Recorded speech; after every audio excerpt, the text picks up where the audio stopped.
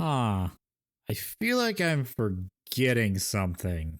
Side note, they're going to be Shadowkeepers, and I am aiming to get them painted in time for the codex. Oh yeah. I forgot I set a painting challenge for myself back in December. Well, let's talk about it. Hello, my name is Revan/Handy, destroyer of wallets, maker of terrible financial decisions, here to tell you that I have failed. That's right, I failed my own dumb challenge I made for myself back in December to paint all my Custodes infantry and dreadnoughts by the time the codex was released. Speaking of Custodes Codex, my god is it an absolute pile of garbage. Seriously, who the hell wrote this piece of crap?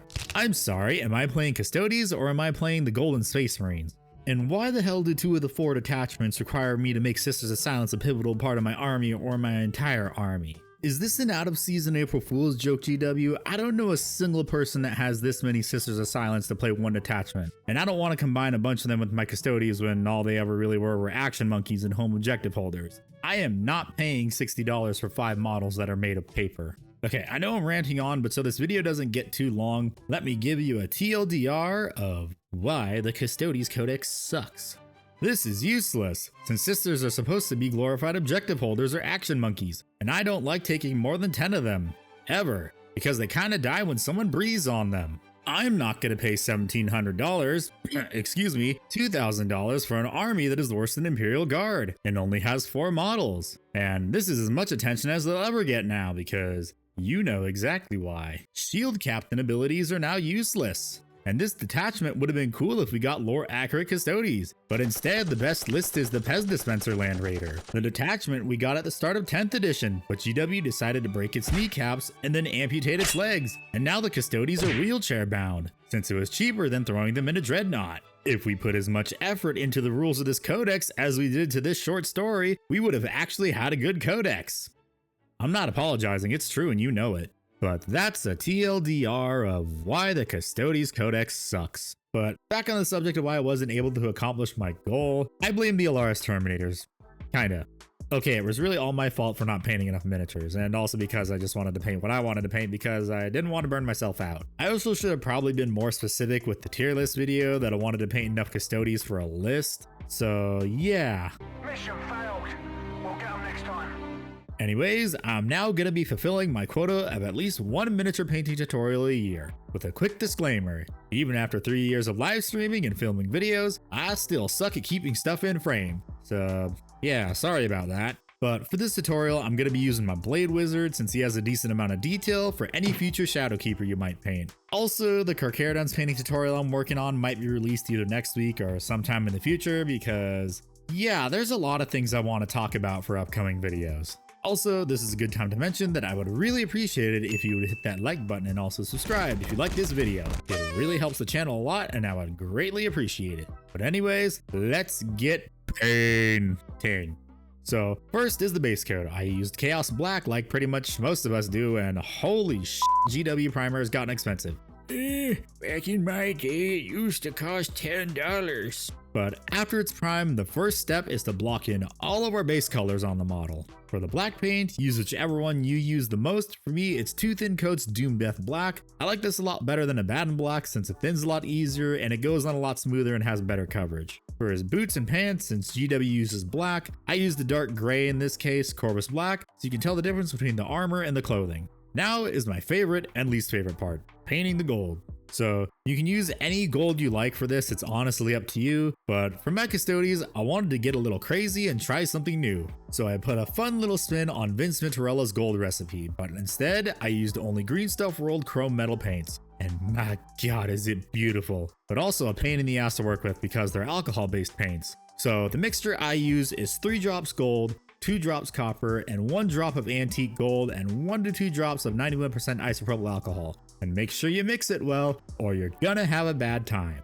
Also, a word of advice too, if you want Green Stuff World products, do not, I repeat, do not buy directly from Green Stuff World, because if it gets lost in the mail, they will fight tooth and nail to not give you your money back. So just order it online from some game store. And also because Green Stuff World is kind of a shady company. And yes, I'm still salty I never got my $20 back. Okay, yeah, back to painting. So since this is an alcohol-based paint and we want the gold to be extra shiny, the best way I've found to get the shine is to just dab it on instead of brushing it on, and then you should get something that looks like this. Also make sure that when you're painting the gold, you paint the areas you think should be gold. This is usually anything that is an eagle or some type of filigree. Areas that you paint silver are pretty self-explanatory. Paint it using the silver of your choice, and I like to use Vallejo metal color air silvers. I use either silver, dark aluminum, or steel, since it has a nice shine to it, while also having what I think is fine aluminum powder in it, which makes for a smoother application of paint that you don't even have to thin. Okay, one more rant out of the many that have been in this video. This has bugged me since some asshole came in my stream a year ago saying Vallejo is pronounced Vallejo since they are in Spain. Motherfucker, they were originally based in New Jersey. I will call it Vallejo or Vallejo just to fucking spite you. Rant aside, for the leather or colored leather for Shadowkeepers, I like to use corn red as the base, since when it's washed with Nuln Oil, it gives a nice dark red color. You can also wash it 2 times with Nuln Oil if you want a darker red color like this, which GW calls claret, and also before I forget, the plume was also painted with corn red.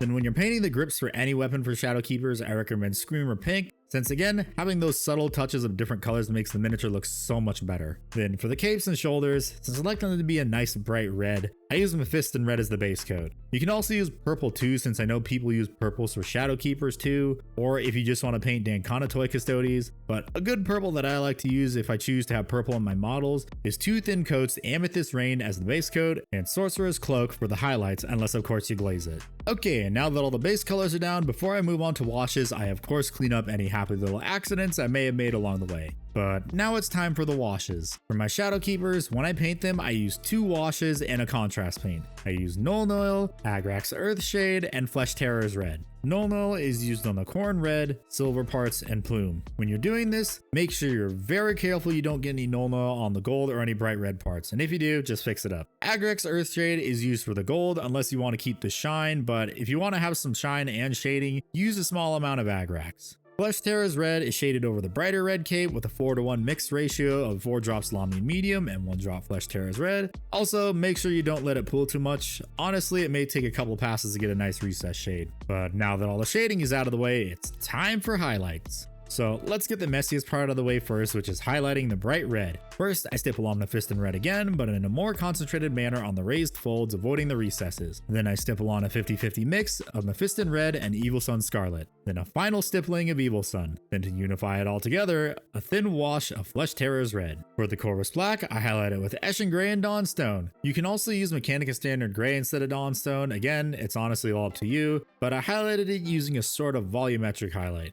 Then for the sword grips, I used Pink Horror. Simple as that. For the dark red leather, I use Corn Red again. Then this part is kind of all over the place. I sometimes go Mephiston Red, then Evil Sun if I want a bit brighter red. But as you can see, I kind of also did it in the style of a volumetric highlight, and in this case, I only use Mephiston Red as the brightest highlight. You can honestly do the traditional highlight method for this, but in my opinion, the boots look a lot better if you do a volumetric highlight. For the plume on the helmet, I just highlighted it with Evil Sun Scarlet using the barrel of my brush, trying my best not to get too much in the shaded recesses. Then to highlight the black, I use Skaven Blight Dinge for my chunky highlight, and then for the more concentrated highlight, I use Fenrisian Gray. You can honestly also use Dawnstone, but because I use the same base highlight on my Dark Angels, Fenrisian Gray it is. For the gold, I just highlighted it again with the gold mixture that I used, and the silver, I used the silver that's a bit brighter than the original silver. So again, this is all honestly up to your choice. For the lenses and gems, it's honestly all up to you, but I think what works best for Shadowkeepers is either red lenses or bright blue lenses using contrast, because I suck at painting lenses, so you can either use Blood Angels Red, Frost Heart, or Aethermatic Blue contrast paint over white. For the gems, I like to use either Talisar Blue or Frost Heart 2, and like I mentioned earlier, it's honestly up to you how you choose to paint your gems and lenses.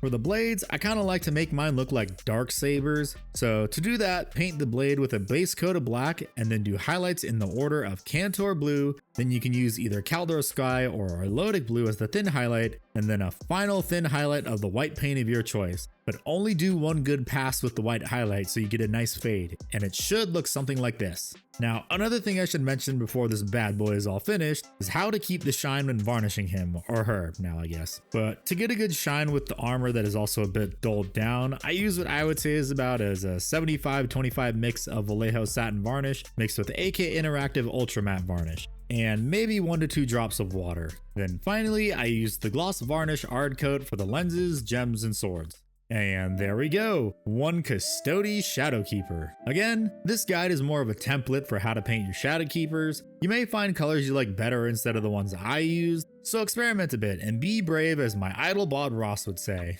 I hope you found this guide somewhat useful to you, since I really suck at making painting tutorials. As always, thank you once again for watching this video. Don't forget, if you want to support the channel, simply leaving a comment and hitting the like and subscribe button helps more than you think. But becoming a channel member also helps too, since it allows me to make up bullshit excuses to my parents about why I now have an Ares gunship. Anyways, I have to go make more terrible financial decisions, so I will see you on the next video, and remember, being poor is a choice.